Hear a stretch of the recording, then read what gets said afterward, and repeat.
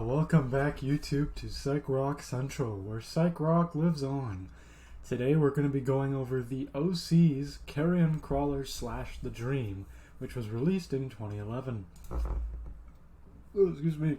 American garage psych rock band formed in San Francisco in 1997. I just ate before we started. They've been active ever since 1997, obviously. Highly prolific career even before 2011, but they got their big break in around 2009, 2011. Had several name changes over their 20-year career, 20-plus year career. At the time of the band's 2011 release, it was The Osees. Now it's just Osees. The band's sound has several inspirations, including classic psych rock, blues, and krautrock, to name a few. Krautrock is mostly just German progressive rock with a little bit of avant-garde within. The music. Carrion Crawler and The Dream is split across 2 EPs, but it's more or less one album. It's just 2 EPs marketed as one album. It sticks to traditions very, very well. It perfects that rough garage rock sound instead of jumping the shark to more electronic, modern psychedelic rock like their contemporaries Tame Impala, Animal Collective, and King Gizzard and the Lizard Wizard. The extreme verbosity of the band's sound, from cosmic journeys such as Carrion Crawler and Robber Barons to raving garage rock freakouts such as one of the best tracks on the album, Contraption / Soul Desert, the sound is as hypnotic as it is diverse. And there's a few other tracks, but those are definitely highlights. However, my favorite track is The Dream. I don't really have any notes to share, but it's essentially their creative peak. It's a masterpiece all on its own. It takes a lot from early Jefferson Airplane, but I think it derives most of its spirit from Can, specifically Hallelujah from Tago Mago.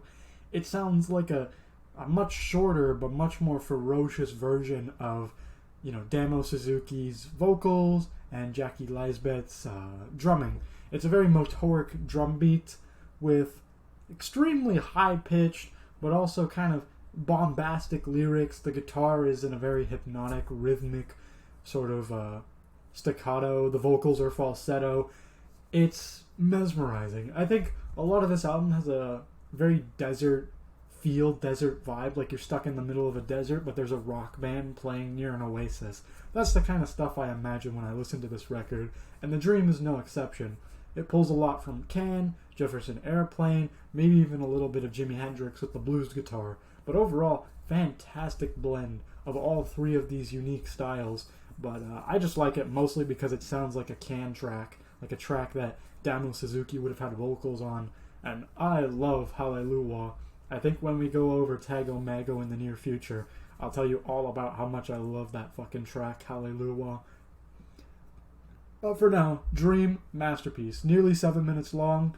Feels like it's 4 minutes. It's just that damn good.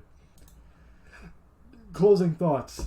It's an excellent fusion of classic psych and the 90s noise rock that it celebrates. It celebrates that underground sound of early psychedelia while capturing the daring, adventurous, and somewhat off-putting sound of noise rock to a T. I said it was a desert record, and I think the noise rock, psychedelic rock fusion is an excellent way of portraying that.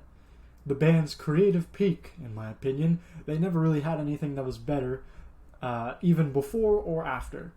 Contraption and Soul Desert and Dream alone solidify the Osees' place in the canon of all-time psych rock classics, as well as the band's excellent songwriting, excellent ability to fully manifest one particular sound instead of just jumping back and forth between electronic music and then more like classic psychedelic rock. They stick to one thing, they perfect it, they hone it, and it's awesome. Modern psych rock masterpiece. And while I wouldn't say it's like the greatest album of all time, even for psychedelic rock standards, the album polishes every psych rock staple and uses them to extenuate the band's sound to make the album stand on its own. I'd give this a 7.5. Not everything's perfect. Honestly, I think if it were just one EP, it would be like a masterpiece EP. but spread across 8 tracks as opposed to 4, it loses a little bit of its luster, but it's fine. I think it's still fantastic. Definitely worth your time for a modern psychedelic rock release. That's going to do it for today. You can check out the blog for a more in-depth review. That's PsychRockCentral.ca, no spaces, as well as Rate Your Music, where I post ratings and reviews for over 4,000 to 5,000 records that you can check out right now. But as always, thanks for watching. Peace.